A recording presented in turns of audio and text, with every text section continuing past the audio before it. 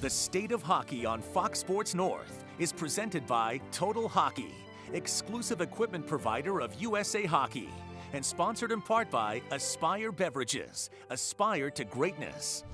Trent Klatt comes in, got around Richter, Klatt shoots, he scores! As a high school player from Osseo, he was Minnesota's Mr. Hockey. Trent Klatt then starred at the University of Minnesota and went on to a 13-year career in the NHL that started with the Minnesota North Stars and ended with the Los Angeles Kings. In between, he played in Dallas, Philadelphia, and Vancouver, where he was a line mate of the Sedin twins. Gordy Roberts was also a member of the North Stars, a defenseman who played here for 8 seasons. Eventually, his career took him to Pittsburgh, where twice he won the Stanley Cup. A Detroit native, Roberts became the first American-born player to appear in 1,000 NHL games, and he was inducted into the U.S. Hockey Hall of Fame in 1999. Wes Walz was an original member of the Minnesota Wild. After a career that took him to Boston, Philadelphia, his hometown Calgary, Detroit, and Switzerland, Walz found a home here in Minnesota as a checker extraordinaire and fan favorite. He was a pivotal member of a Wild team that advanced to the Western Conference Finals in 2003. In front, Walz shot, he scores! He scores! Wes Walz has tied this game at 2! Besides playing professionally in the state of hockey, these 3 men have something else in common. They're all giving back to the game as high school coaches in Minnesota. Recently, they sat down with our Anthony LaPanta for a conversation brought to you by Aspire. Aspire to greatness.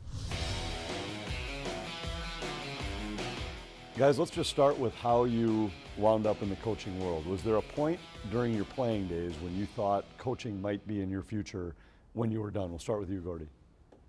Yeah, I mean, as a player, I mean, especially as you get older, you tend to start thinking a little bit what you're going to do after your playing days are over. And, you know, coaching is definitely the closest to playing. I was a couple of years in the late 90s as an assistant coach in Phoenix. I had kids in junior high, high school, and I could, after all the traveling and moving around I did as a player, I ended up kind of getting into scouting so I could live in one place and they could go to high school and all that. So once they got done, I got back into this and joined the coaching again.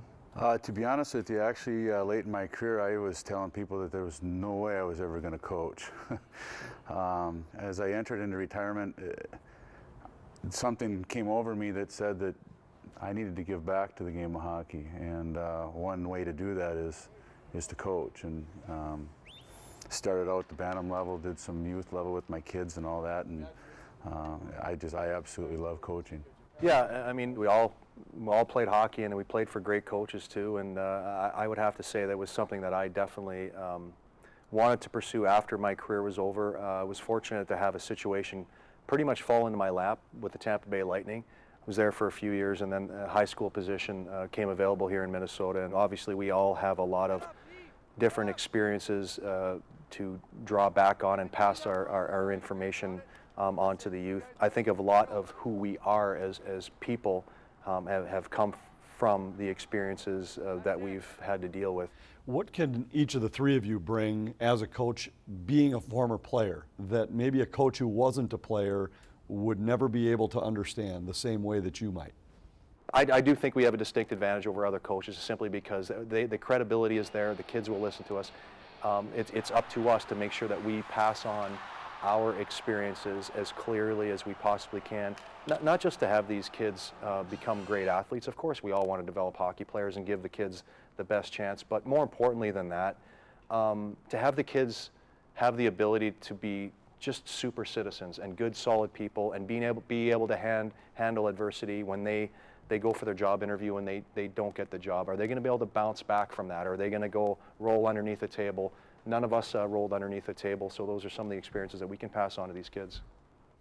Are there things you can pull from your playing days that help you?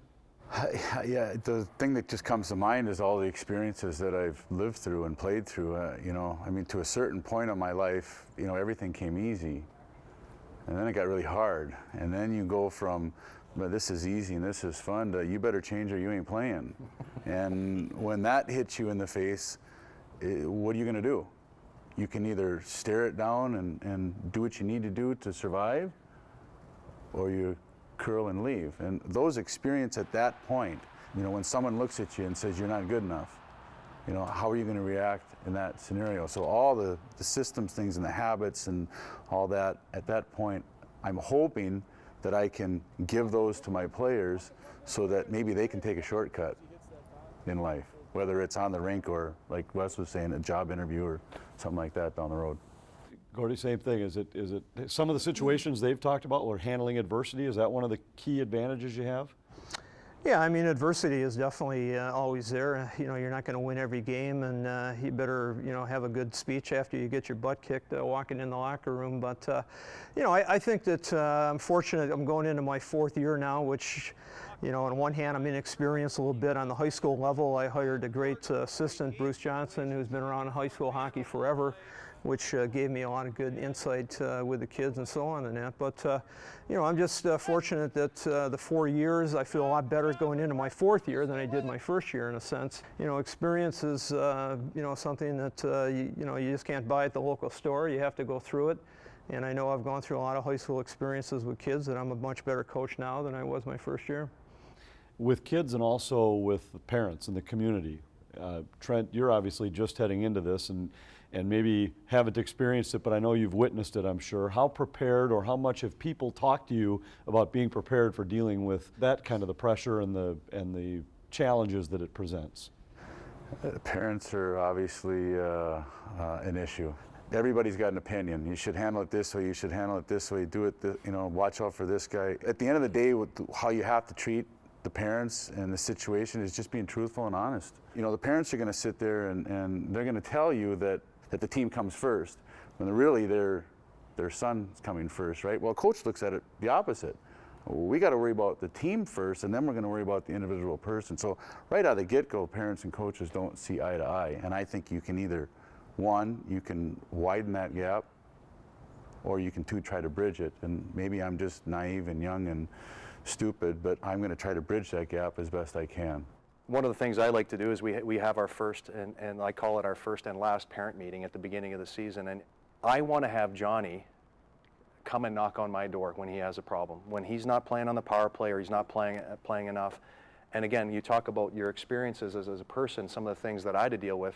Well, my dad didn't send an email. My dad didn't drive over. Well, he didn't have email back then, but he didn't drive. He knew where the coach lived, but he didn't go knock on his door. He told me, he goes, Wes, you got a problem with the coach, go knock on his door. And I remember the feeling, and I had some tough coaches. I know that they're uncomfortable.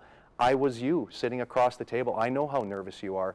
So I want to put those kids in those situations because I'm trying to prepare them for real life. The parents need to understand that we really do care about their sons and daughters, and unfortunately there are going to be decisions that the coaches have to make that the parents aren't always going to agree with, but hey, that's life. Dust yourself off and get after it. So that's what we're trying to build out there at Eastridge.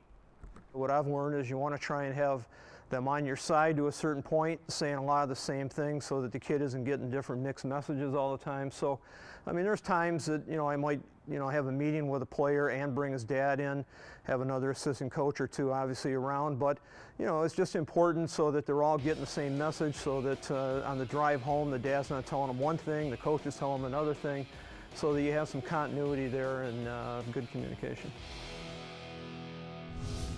A fascinating conversation that will continue on our next episode of The State of Hockey. Until then, I'm Audra Martin. Thanks for joining us.